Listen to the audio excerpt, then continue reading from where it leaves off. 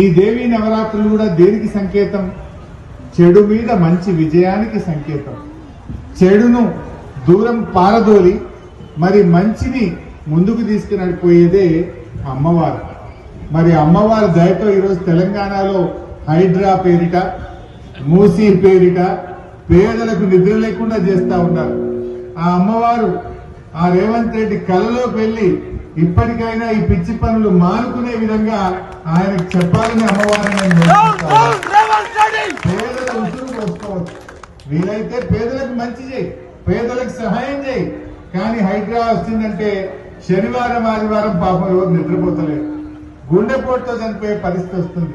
నేను అమ్మవారిని వేడుకుంటా ఉన్నా, అమ్మ ఆయన కొంచెం సద్బుద్ధిని ప్రసాదించి మంచిగా మాట్లాడే పద్ధతిని ప్రసాదించమని ఆ అమ్మవారిని నేను వేడుకుంటా ఉన్నా. ఏదైనా జీవితంలో కొంతమందికి అవకాశాలు వస్తాయి, కానీ మంచి చెయ్యాలి. మన కేసీఆర్ వచ్చిన తర్వాత ఈ ప్రాంతంలో మంచినీటి సమస్య పరిష్కరించారు, కరెంటు సమస్య పరిష్కరించారు, అద్భుతమైన రోడ్లు వేశారు.